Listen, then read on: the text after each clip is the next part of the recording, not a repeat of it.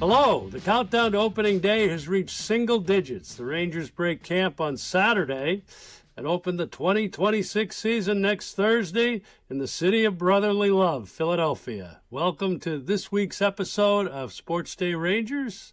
I'm John Blake. And I'm Evan Grant, here as usual. We have a great show this week, I hope, as we're going to talk a little bit about the opening roster. We've got a great guest in Ian Kinsler, Evan, making his second appearance on this podcast. Yeah, I think he becomes the first two-time guest, so we didn't scare him off the first time. But Kins's insights are always great. Yes, and I will give our listeners and viewers, since I'm wearing a different shirt than I was in the interview, a little heads up. The interview with Ian was pre-recorded. And what's great about that is that we got through the interview, and today I can actually hear John and he can hear me. So it's progress here at the Rangers Podcast Central headquarters. Yeah, we got our technical crew on it, and hopefully we fixed all of the bugs for this week, and we'll move on. And our archives in Arlington, we're going to do this in a two-part series. There's just I love series. So much plethora of things. We're going to do opening day memories. The first, it will be the 20th century for the Rangers, including Evans. And this was not actually opening day. It was opening day in Milwaukee, but it's a pretty good story going back to 1997. Was that not the season opener? We opened the we season opened at home against the Brewers. That's and right. We went to Milwaukee for a very exciting weekend. So that's great. Listen, you guys can reach out to each of us on X with any Rangers questions or comments. Hopefully you know me by now. I'm at Evan_P_Grant. And John is at Ranger Blake. John, we really miss the parking lot information and the jersey information now that you've retired from full-time employment. It would be great if you would just do that on a regular basis for everybody.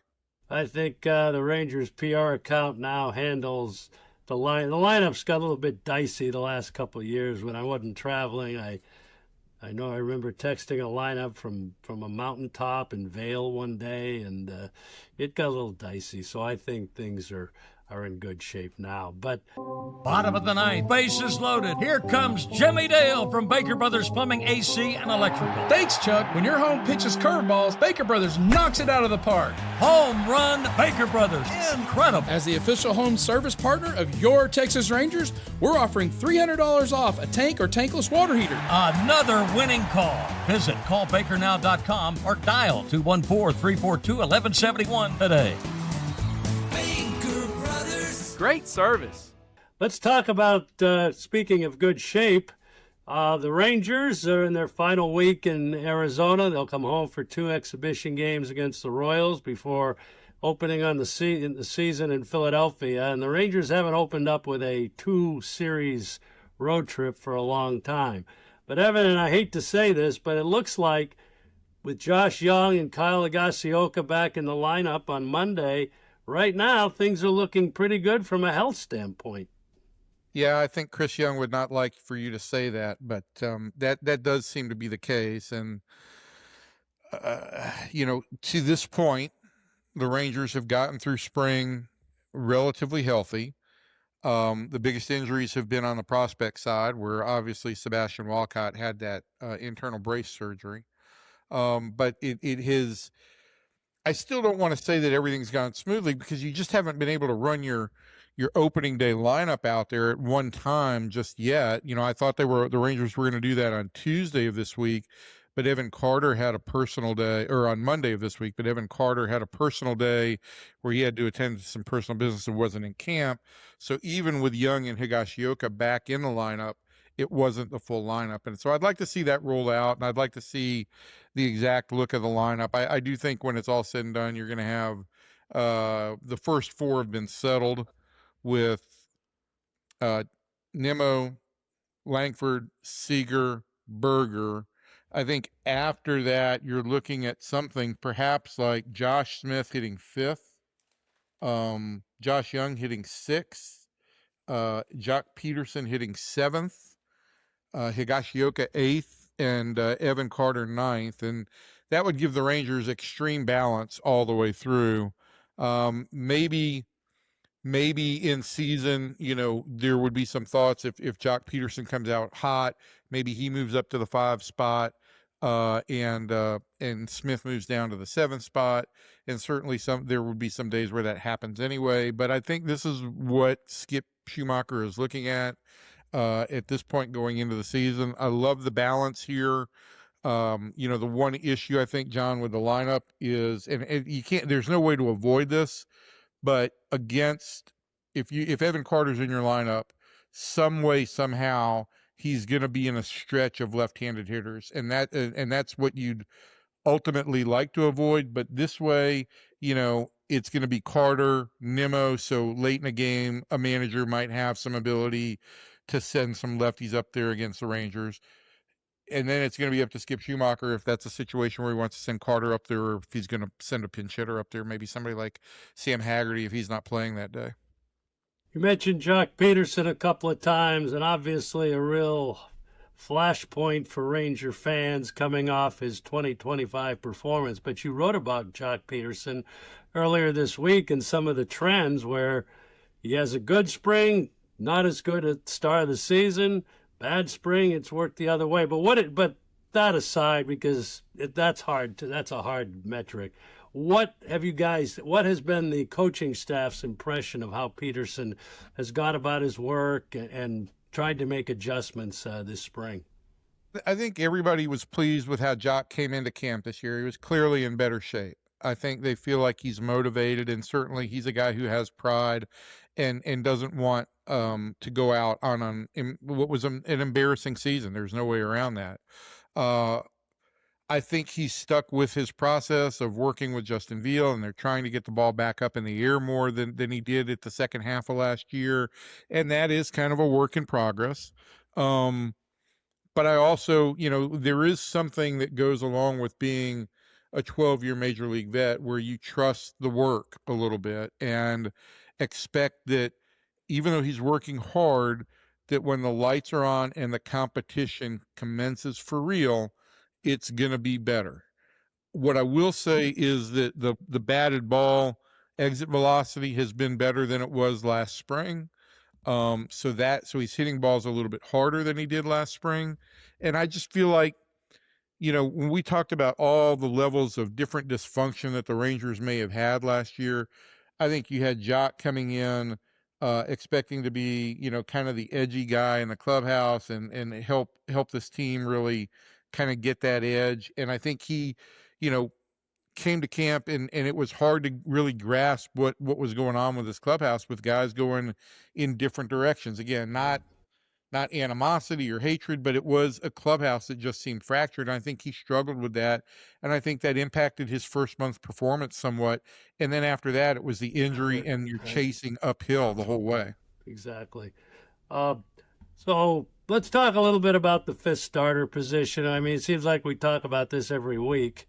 But you've got obviously Jake Latz and Kumar Rocker. You wrote a few days ago that at one point it looked very much like it was going the direction of Latz, but Rocker here has kind of made a rebound, and it could be they keep both pitchers on the opening day roster. Yeah, that's what I advocated for in a column that will run in Friday's paper, is that I think they should keep both those guys. I think they've pitched well enough to deserve the fifth spot. And I think the way I would approach the first month of the season, those first 40 games, is with just a minor bit of manipulation in the rotation, you could limit that sixth starter to 5 starts, or that fifth starter to 6 starts. And you could then have Latz and Rocker available to piggyback on some guys early on when it's cold and when guys may be on more strict pitch counts. And then on the days that they start, providing they're both available, one piggybacks on the other. And then you've got a righty with a lefty behind him or a lefty with a righty behind him. It gives Skip Schumacher some flexibility on how he wants to deploy his weapons against an opponent based on what their lineup is expected to be. And I just think that you're talking about 40 games. We've talked, John, how tough those first 40 games are, and it's hard for me to see that Kumar Rocker and Jacob Latz are not two of the 13 best pitching options the Rangers have. And so if I'm leaning in any way, yes, there's some element of I want to keep as much depth as I possibly can. And maybe that costs you Cal Quantrill because he's got an out before the season starts. But if there is any way that I can go with the 13 best pitchers on my staff, that's the way I want to go. And speaking of starters, the 4 of the 5 or 5 of the 6 starters have had regular work in A games this spring. The one guy, Jacob deGrom, has only pitched in 1 A game, 3 innings. Obviously, that is by design. How has he been approaching getting ready for the season? Well, it looks like he'll pitch the second game of the year, probably. Yeah, that Saturday game in Philadelphia. And look, he did pitch a minor league game his last time out.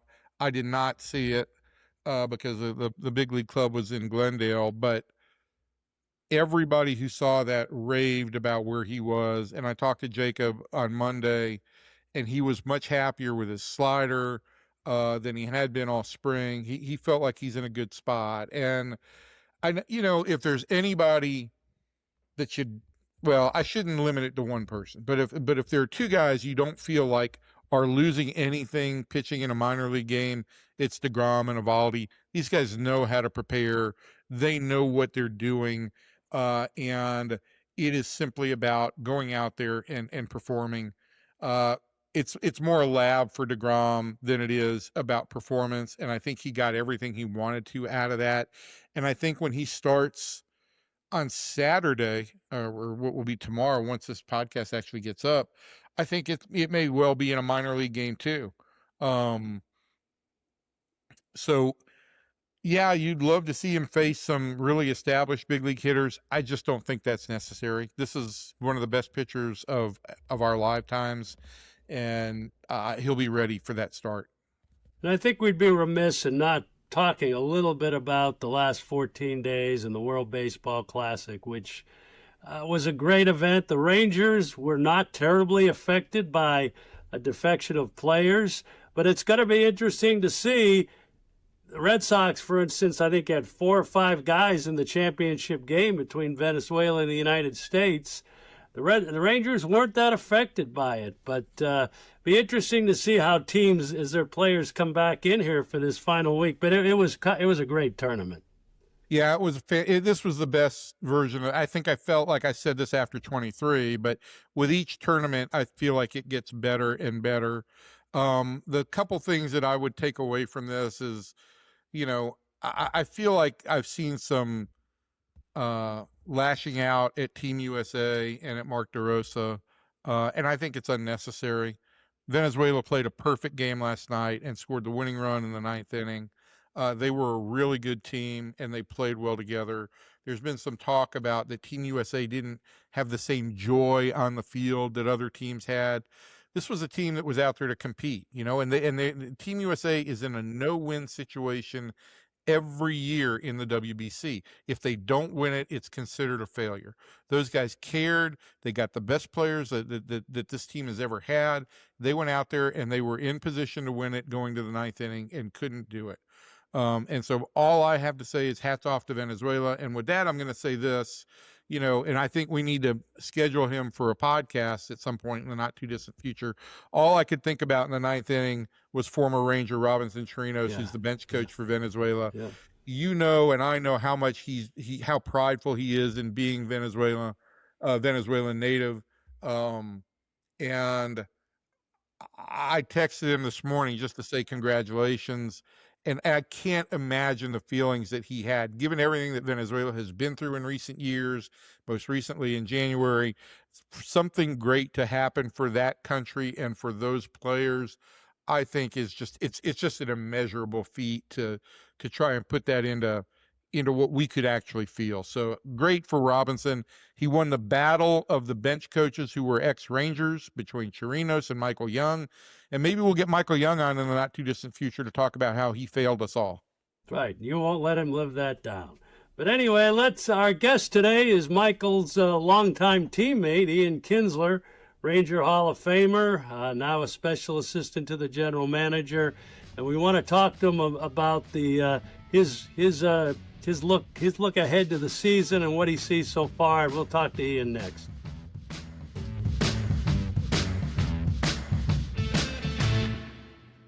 We're happy to have as our guest on SportsDay Rangers today, Ian Kinsler, Rangers Hall of Famer, played 14 seasons in the big leagues with 5 teams from 2006 to 2009. Of course, the catalyst at the top of the lineup on those Rangers World Series teams in 2010 and 2011.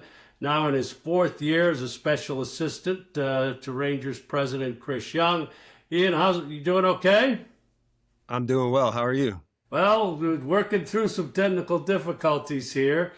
So let's start. It's been a busy spring for you. You have a lot of family obligations going on with your daughter, the track star, and your son Jack, the budding baseball star.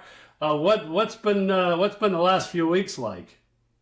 The last few weeks has been a lot. Track season has started for my daughter with school, traveling around. We just got back from New York actually for a track meet with her, and then my son's starting up baseball, and then trying to get out to Arizona for spring training and get with the team and get the vibe and see what's going on. So it's been a little bit of a whirlwind, but a lot of fun. Have you been able to follow the World Baseball Classic at all? Yes, I have. I've pretty much, I wouldn't say I've watched all of the games, but probably 80% of them I've watched. Did you watch Team Israel? I did. They went 2-2 this year, right? So yeah, I have to officially say Brad Ausmus is a better manager than me. Well, they also only did in a little easier bracket too, beating the Netherlands and Nicaragua. 3 years ago, you were in a really tough bracket. So, yes, Evan, what's going on with spring training with Ian? So, Ken, you've already been out here one time. You spent some time with Josh Smith. You spent some time with Cody Freeman, 2 guys in different situations right now, and I know you're fond of both those guys. What kind of information or what kind of what were you looking for in your conversations with Josh Smith as he transitions into this kind of full-time role as the second baseman? I mean, mostly when I go out to spring training, I try to just be around and be present. These guys work hard at what they're doing, and they have a lot of coaches around them that are with them daily. They're big league baseball players, so they have a good idea of what they need to do to be successful. But I think, I always try to look at it from, if it was my perspective as a player, if I was a player and there was an ex-player who was walking around, how would I want them to interact, or where would I want them to be? So I try to be on the field during stretch, because that's usually a lot of banter, a lot of talk going on then. Defensive work, I try to stand around with Josh and be around the bag at second base, and then try to hang out in the cage to see these guys' routines and see how they're going through things. And, if they have any questions, or if they ask anything, like anything that I see, or as far as their pregame prep, stuff like that. Conversations just tend to happen when you're around. So that's normally how I approach it. I just want to be around and be present, and then they usually drive the conversations. And this spring has really been no different.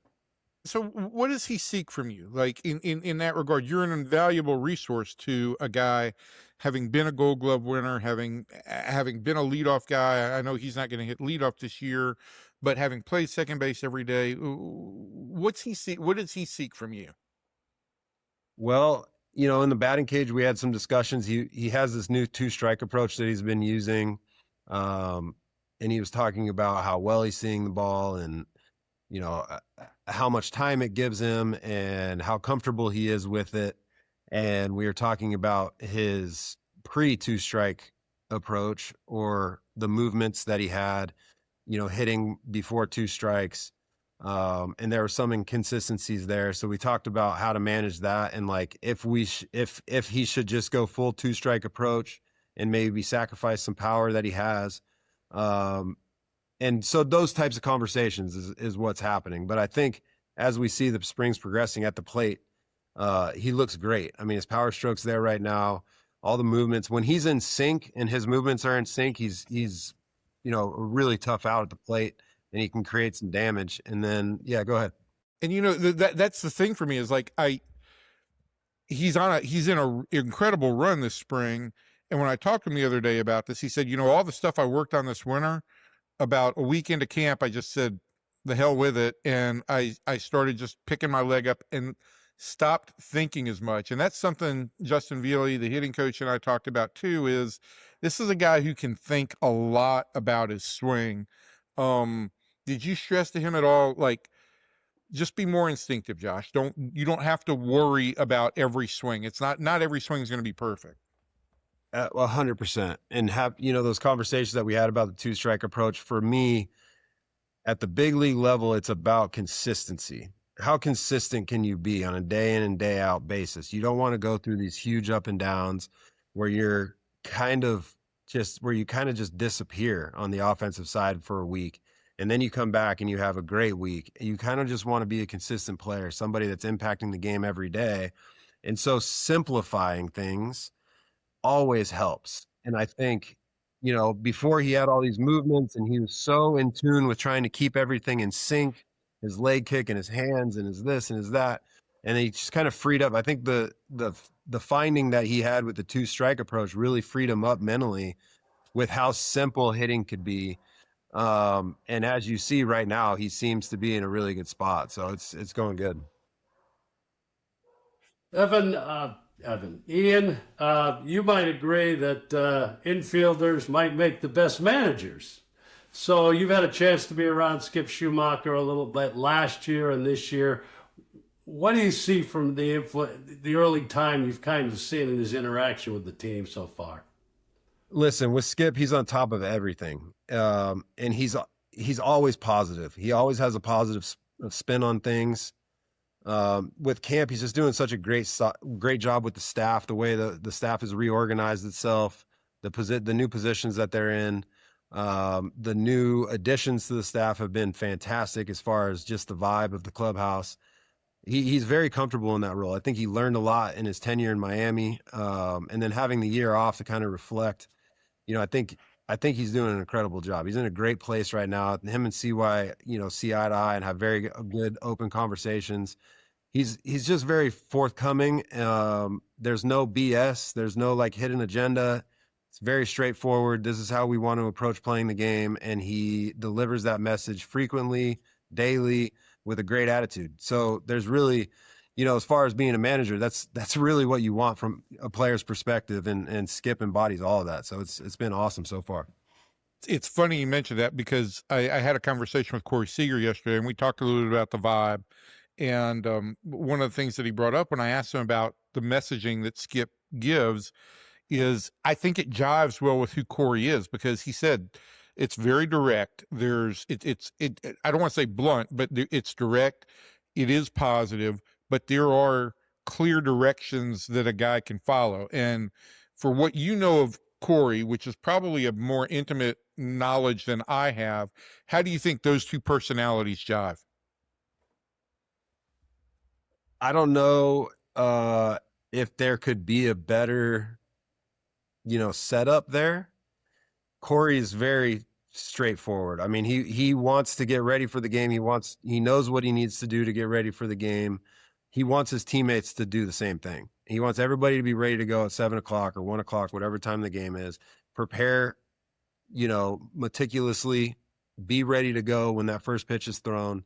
And that's kind of the same expectations that Skip has. He's not holding anybody accountable to any sort of thing besides maybe a hitter's meeting or some sort of meeting along the way throughout the day. You get ready for the game the way you know how to get ready. If you need help, ask one of the coaches. We can push you in a direction and help you with those decisions.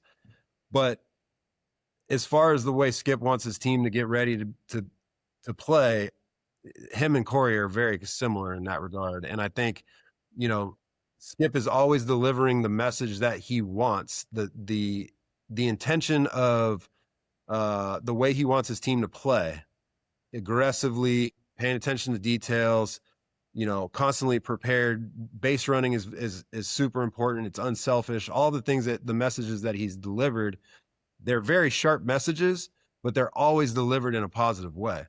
And I think Corey just, vibes very well with that. And I know you were only around for a couple of days. By the time this airs, you will have been back around the club for a few more days. But from my perspective, and let's be clear for everybody else, what the media glimpses in the clubhouse is barely a scratch on the surface of what player relationships are like. And so any theories we have are only superficially informed. But from what I see a guy who is a bit more, a bit louder this spring in a good way. I think, he was the guy who suggested that the team ping pong tournament go from singles to doubles, which kind of involved more people. I saw him in the clubhouse, smack talking loudly yesterday with some guys. What are you hearing about the place that Corey's in as the spring goes on? He's in a great place. You can just tell.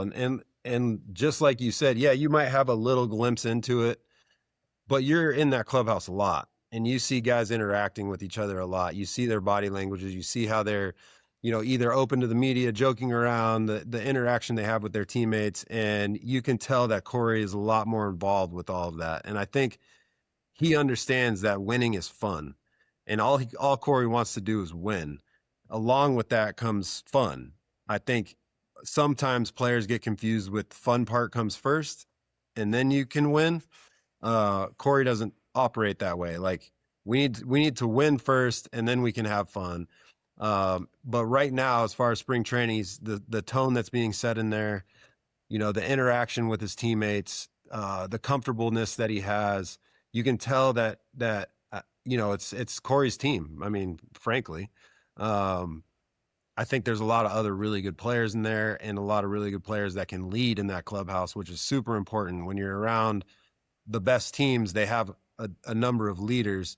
But Corey's the guy, and he knows that, but he doesn't want to take all of that. I mean, he wants his teammates to feel some leadership as well.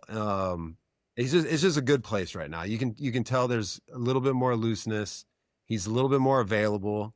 I think as far as the play on the field, it reflects in his teammates and in himself.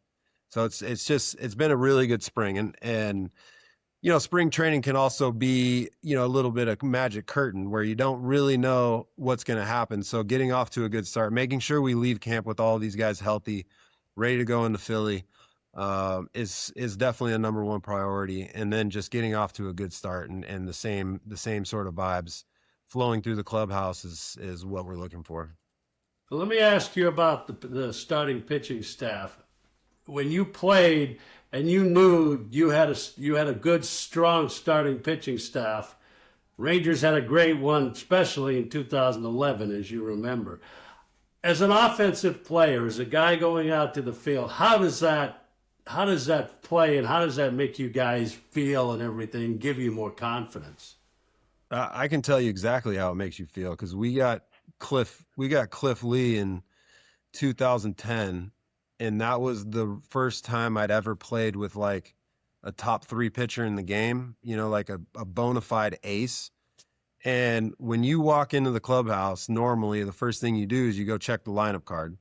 And you run your finger down the lineup card and you see who's hitting where. And then you get down to that bottom spot and you see Lee in the pitching spot, and it just relaxes everybody. The training staff's more relaxed. All the offensive players are more relaxed. The catcher's preparation is a lot easier because he knows this guy's just going to be throwing darts and doing what, the game plan asks for. So it just relaxes everybody. And when you have 2 of those guys at the top of your staff, and DeGrom and Evaldi and Evo, it leads to guys that start streaks and guys that also stop the bleeding. You have 2 of those guys that are capable of doing that every week. And that's really what having those types of pitchers, the bona fide aces, guys that can dominate a game, do to a clubhouse. It just kind of relaxes everybody and it allows the offense to breathe.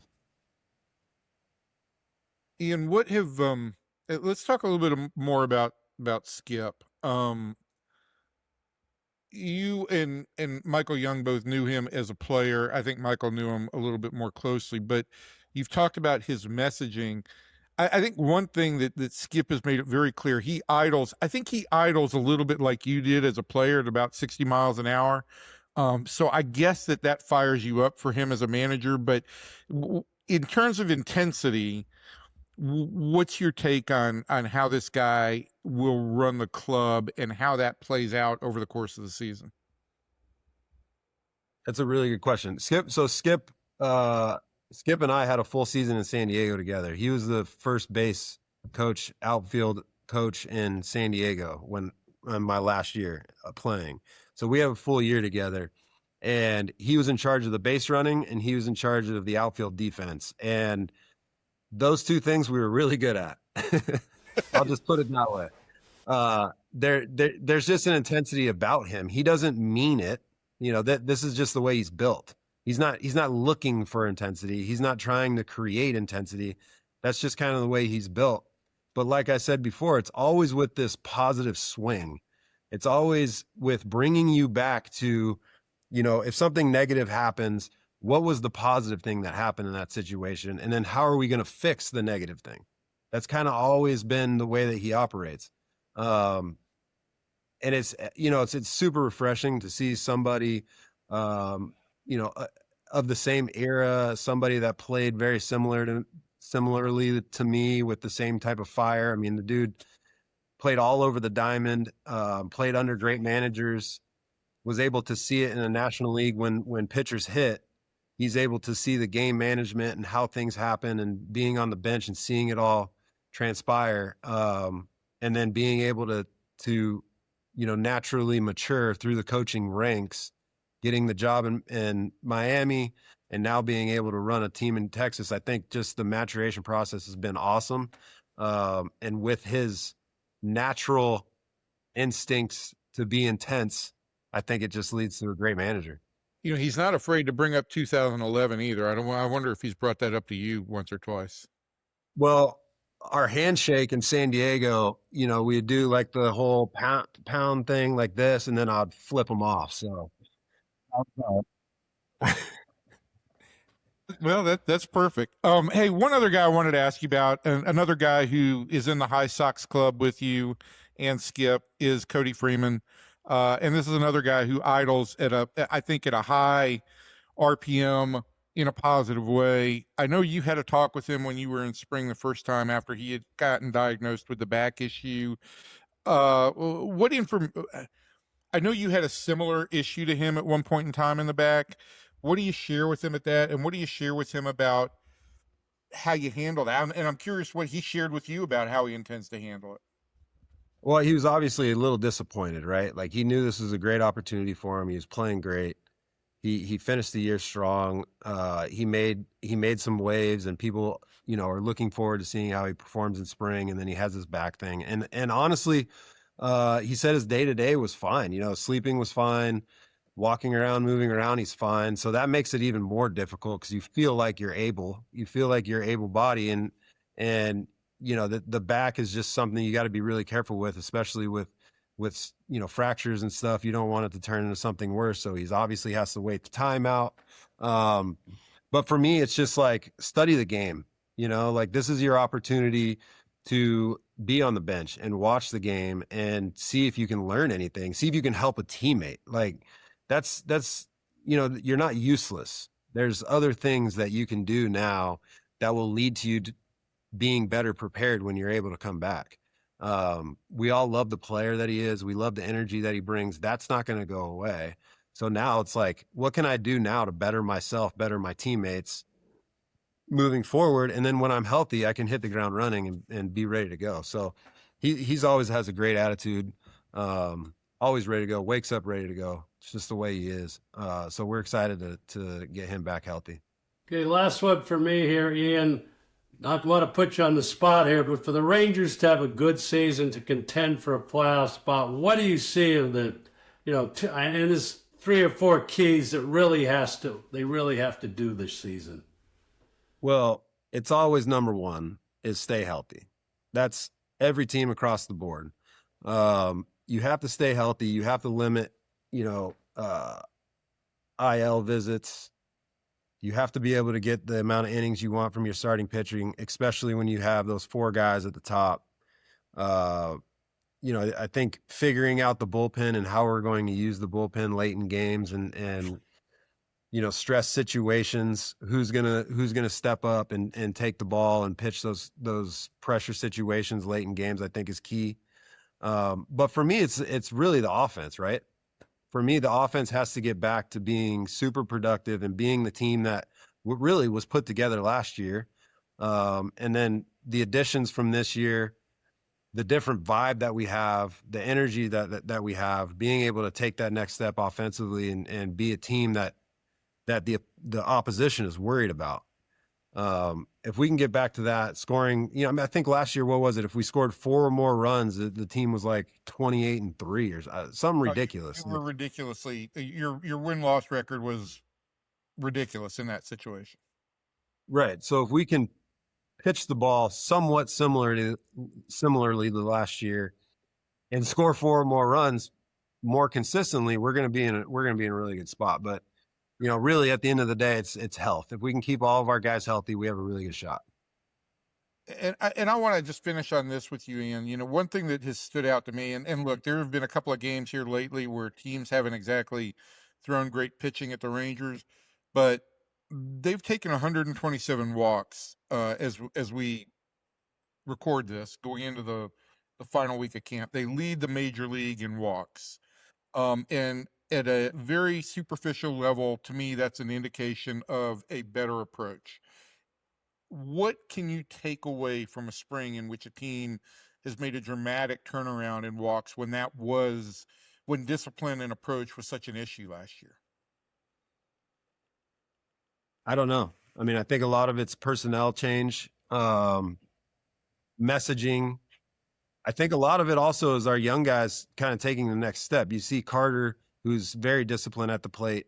Langford is very aggressive, but also disciplined at the same time. He's going to attack the ball, but he does a very good job of managing at bats.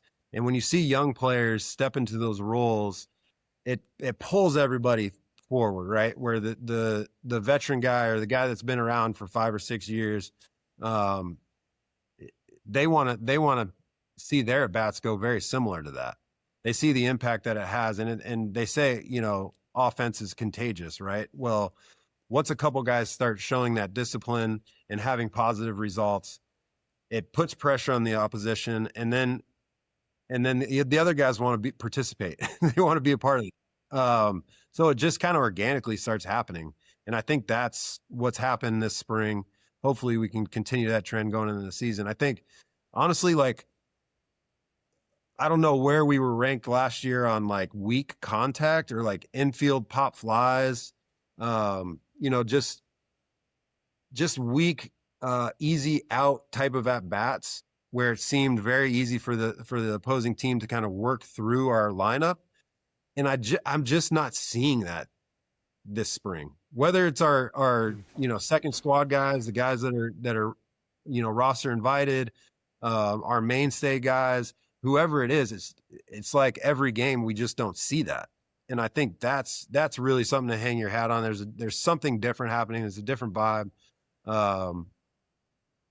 just a different energy. So that's really what I look for in spring training. And that's what I guess that's what I'm getting at. I mean, is that the kind of thing that you think from spring training that actually carries over? That, you see guys with a disciplined approach at the plate and taking walks, and when the lights go on and there's a third deck and all the other cliches that we always throw out, is that the kind of thing that carries over? I believe so. Yes, I believe so. I wanted to leave spring training on fire. I mean, it felt like, I would come into spring training every year. I was on fire for 2 weeks, and then I'd hit a lull and kind of dragging a little bit, and it becomes very mundane, and you just kind of want to move on. You're ready. You're ready to go, but you got to get your at bats. You got to get on your feet, get your defensive work. And then you're like, oh, camp breaks in a week.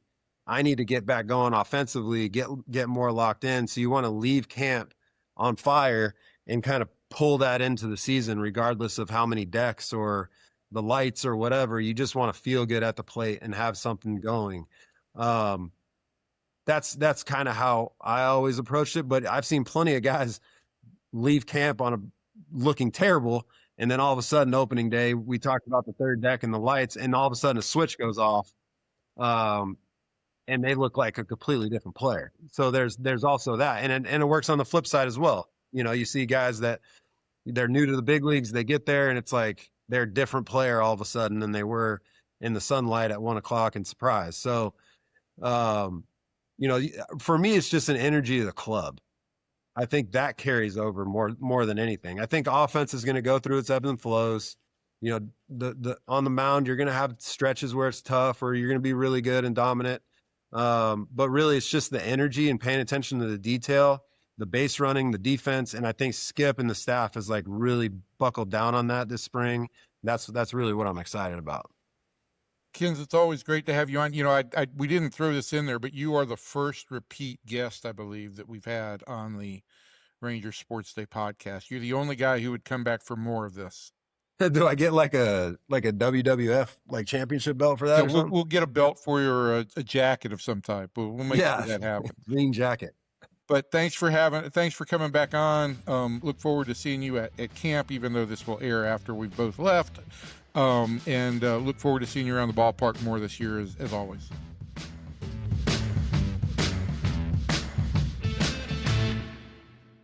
Well, I thought on the archives in Arlington here, we're a week away from the opener overall, 2 weeks away from the home opener. We're going to talk a little bit about opening day memories. And the Rangers, this will be opening day. Unbelievably, it'll be opening day number 55 for the team in Arlington. Contrary to popular belief, I have not seen all 55 opening days. I've seen a lot of opening days, going back to my days working in the press box in Baltimore during college in the 70s. But I'm going to we're going to look at the first half. We're going to look at the 20th century today. And Evan didn't kind of come to the end of it, and I'm only going to touch on a few here that I can remember. So, and I think, and we've talked about this on a earlier podcast that we were on Your Dark Companion, and I will say this was the year before I got to Texas. Okay, you can't blame this one on me. Opening day 1984, believe it or not, I was with the Orioles. The Orioles had won the World Series in '83. I was not at opening day in 1984. I was in the Kingdome in Seattle broadcasting the NCAA National Championship game between Georgetown and Houston, and the Hoyas came out on top. And it was a chaotic scene at Memorial Stadium that day. President Reagan came, and I wasn't there. And my boss got into a fight with the Secret Service pool, and it was kind of a mess. But anyway, that sounds like fun, Don. Down in Arlington, Texas, the Rangers were opening the season with a 9-1 loss to Cleveland, and not a good Ranger team. But what the Rangers had done in the offseason is they had decided they were no longer going to let fans to bring food and drinks into the ballpark. They wanted to sell more concessions. The problem is they did not really advertise they were doing this. So people on opening day of 1984, it was April 3rd, they showed up with food, sandwiches, all this, everything you can imagine that they'd been doing ever since the club came here. And they confiscated said food, said drink. You can come out and get it at the end. People were not happy. But a family really wasn't happy when they came out. They had brought a bucket of chicken to the ballpark. They left the chicken at the gate, and when they came back out after the game, all they found was a bucket of chicken bones. The staff had eaten their chicken, and this became the narrative of the day. I mean, the media and everything around here just ran with this, and the Rangers, Eddie Childs was the owner, and 3 weeks later, they basically rescinded this policy, and Eddie said, basically was quoted, said, "I goofed." we're going to let them bring their sandwiches and chicken into the ballpark. So Anybody bring any live chickens into the ballpark? I don't know. Maybe to try to end one of their long losing streaks in that period. We tried a goat one time. I was here for that, and that really didn't work either.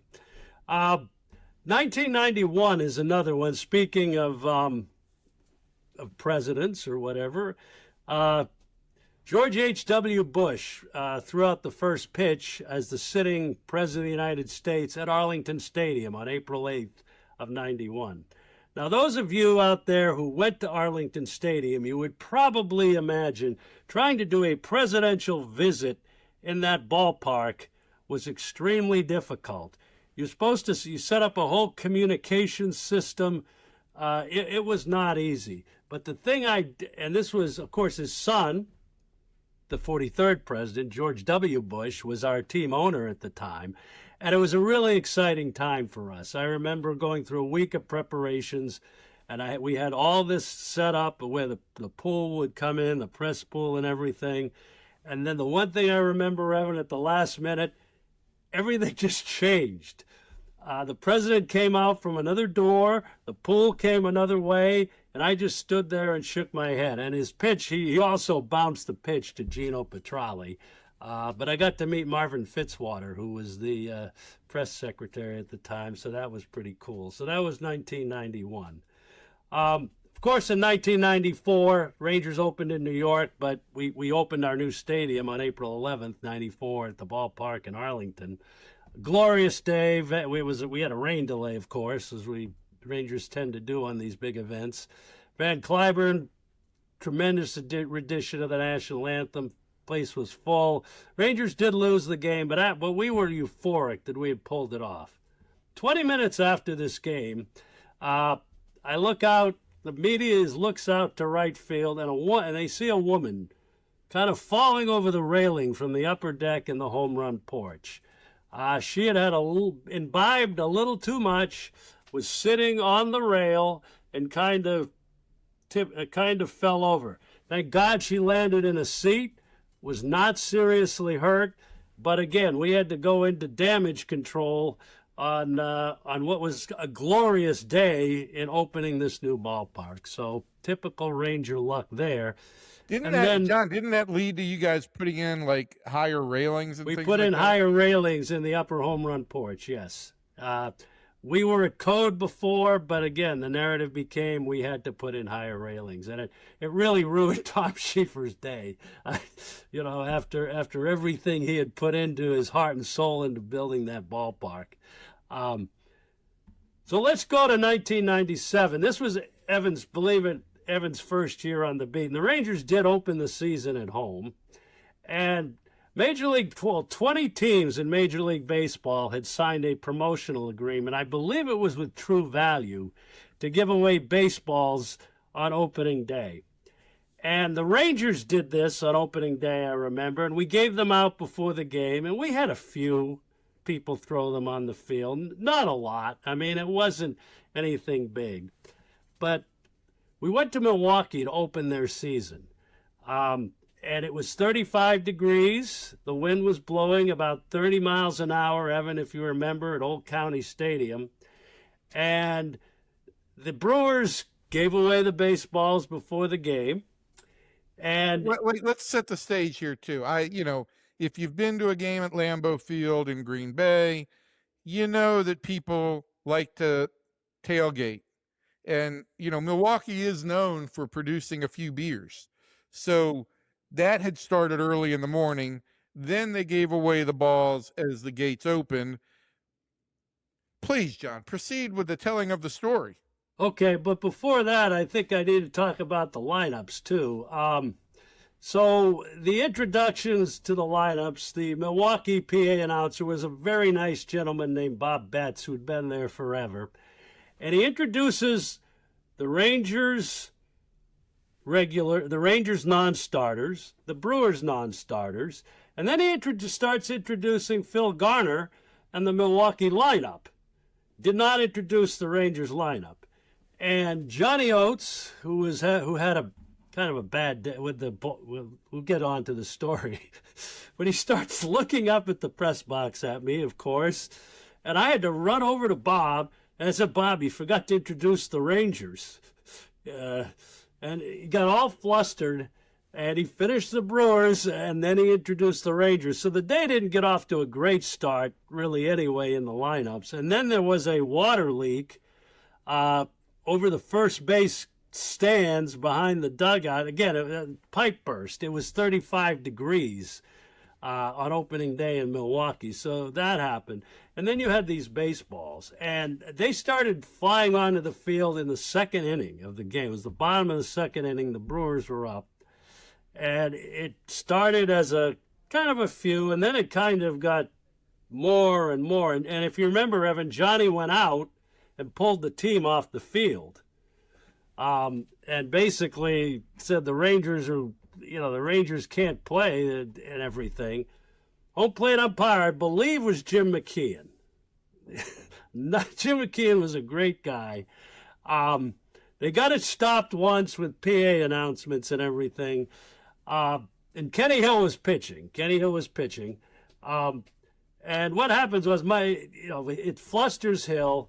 Mike Matheny comes up. John Mabry comes up, hits a grand slam in the second inning. And at that point, it became a invasion of baseballs.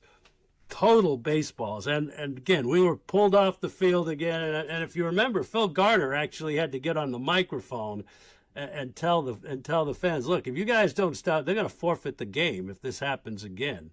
And the Rangers would earn a well-earned forfeit like they did on 10-cent beer night in Cleveland in 1974. But they did manage to get order back to restored. The Brewers won that game. I believe it was 5-3, but there were 3 delays. And the one thing I remember about this as well is McKeon told the Brewers they could not do the sausage race that day in the 7th inning because they were afraid of fans throwing more balls at the sausages running around the track at County Stadium. That little detail obviously escaped me. We didn't pay quite as close attention to the sausage race at that point in time. But there was one other thing for me that really stood out. Old County Stadium, the press box was small, and it was only made one trip there, but it was a small situation. Yes, it was. And the commissioner of baseball at the time, Bud Selig, a Milwaukee resident and one-time owner of the Brewers, I think he still had the Brewers in trust at that point. Yes, he did. His daughter was running the team, Wendy. Yep. And in the middle of the game, Bud just comes up to the press box, starts holding court in the back of the press box, something you would never see with Rob Manfred. And Bud is just talking to reporters, and obviously he and Jerry Fraley had a relationship, and they're joking. And I'm watching this game take place, and I am like, what in the world have I gotten myself into with the pipe breaking, the balls being flooded onto the field, the manager of the Rangers taking the team off the field, and here's the commissioner of baseball in the back of the press box eating a brat and having a great old time with our other baseball writer. It was quite a welcome to the American League for me. That's all I can say. It was an incredibly fun day in a strange way, but it made for a great story. But Selig's visits to the press box in Milwaukee, I always enjoyed them over the years, except when we were losing. But I never really yelled at Bud in all those years, which I'm proud of myself because something of an accomplishment for you. There were days when things were not going real well for us at that ballpark. And the last thing I will say about this road trip, Evan, if you remember, so it was opening day in Milwaukee. The next day was a scheduled off day. The third day, I think we got snowed out. And we finally played on the 4th day. And I remember in the manager's pre-media of that 4th day, Johnny Oates told us he never left his hotel room from the time after that first game which was on the 7th or 8th, and we didn't play again till the 10th.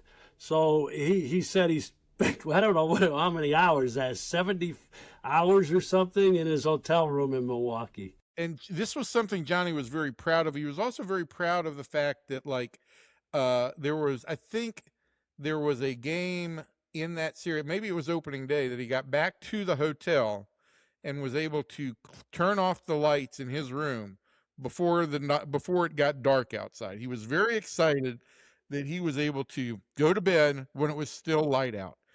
I don't know. Johnny appeared that y'all were staying at the Pfister Hotel at that point. Pfister Hotel, yeah, fabulous hotel. Pfister. I don't know if Johnny just enjoyed being with the rumored ghosts in the hotel or what it was, but he was very, very proud of how he had not left the hotel or his room, and that he had gone to bed with the lights out, with the lights still out on the sky. If you played in Milwaukee in April, you never knew what you were going to get weather-wise. It was always a crapshoot at that old, especially at that old ballpark.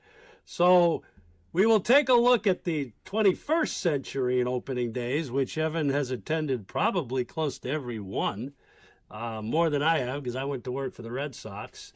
But we'll look at that in next week's episode. So with that, we bid you adieu and thank you for joining next week's edition. And be ready to follow me and Sean McFarland along on our season adventures all summer long. And hopefully we'll have some meaningful baseball to write and discuss with you about.